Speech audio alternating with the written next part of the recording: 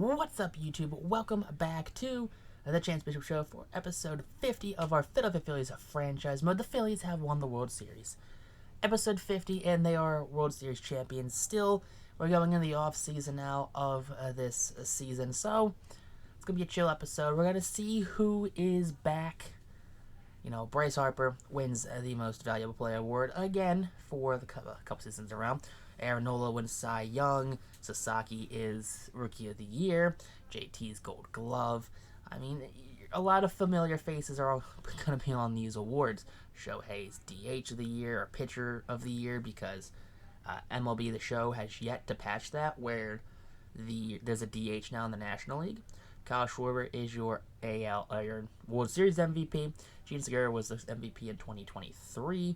Now in 2025, you take a look at what everyone's doing. Garrett Crochet, Mike Trout just doing Mike Trout things. Adley Rutschman's dominant. Gene Segura got a Gold Glove. Good for Gene. I'm glad that Gene is succeeding outside of being in Philadelphia. Now, going through here, you got Bregman, Seager, Jordan, Trout, and Austin Meadows in Kansas City. Jesse Winker's your postseason MVP. Back-to-back years postseason MVP for Winker. Take a look at those who retired. DeGrom retired, so I'm glad DeGrom got to go out with a ring. Because he's not going to get one with the Mets. I mean, you could have seen that one coming. The Mets are just a poorly built team. It's like, oh, yes, let's go after all of these players who were really good 8 years ago. Max Scherzer, at the back end of his career, was really good 8 years ago. So they pay him a lot of money. A lot of money. Short term, but a lot of AAV, though. Then they got, who else did they bring in? They brought in Francisco Lindor. Sure. Lindor, very good. Very good shortstop. The best shortstop in the league. I understand that. But then you see players they bring in, like Starling Marte. They brought him in for like a 3-year deal. Mark Canha, they brought him in for like a 3-year deal. He's injury prone. Marte's like, 34, 36, something like that? He's older, isn't he? So players who are going to start regressing, players who are going to be hurt. But I'm glad DeGrom got to win here in Philadelphia. Spent a season in Minnesota, came to Philadelphia for, just for the ride for the hopeful World Series championship. 2025, there's no one in the Hall of Fame, which is unfortunate to say the least. Now we have some players that aren't in need of contract talks. JT Realmuto. JT's been a long time stalwart here. He is a 2-time world champion with Philadelphia. Kyle Schwarber, same thing. 2-time world champion. So JT, we're going to give him a 5-year contract for $12 million a year. He's going to be our starting catcher, and he's going to be our backup catcher for Logan O'Hoppe. Schwarber going to bring back on a 1-year, $6.5 million deal. Be the DH, probably. Maybe left field if we need him to. Jose Alvarado, bring him back for 3 years. He's been very good for us in this series. He's been very clutch, especially as a powered lefty out of the bullpen. And now take a look at those who are available in free agency. You got Jordan, Vlad, Kyle Tucker, Albies, Bichette, Luis Robert, Walsh, Brian Reynolds, Cronenworth, May, Will Smith, Grisham, Gallegos. There's a lot of people is what I'm trying to get at.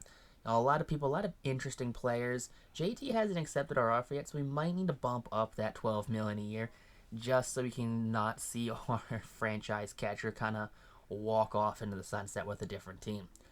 Now, we have a lot of relief pitchers, too. Max Muncy, Devin Williams. We do have Josh Hader. I really did consider getting a Devin Williams, Josh Hader 1-2 punch, but I'm going to spoil it there. I opted against it because I'm not going to have that dynamic. I'm not going to have that.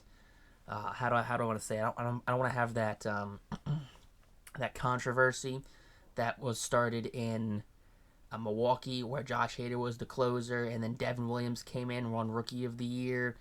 I don't want like a Nick Foles, Carson Wentz thing going down here in Philadelphia in the bullpen. I want Josh Hader to come out. If I need him to pitch an inning and a half, guess what? He's got me.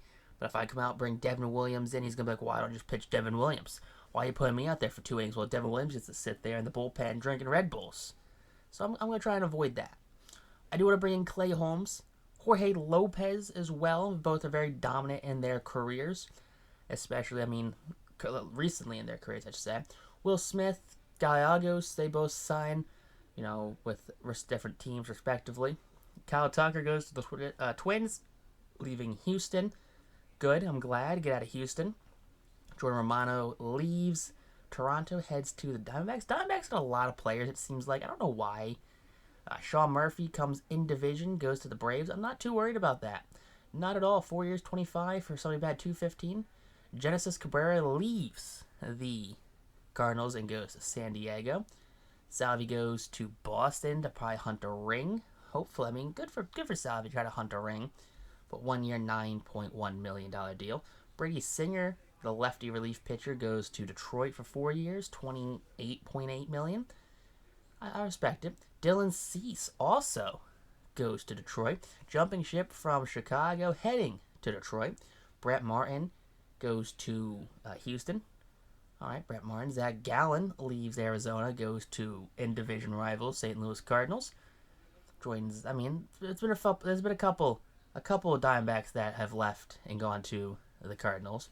Brian Reynolds goes up north of the border, trying to chase a ring with that team that just made the World Series but lost. 31-92, not bad. Ozzie Albies leaves the division and goes to Minnesota with Kyle Tucker.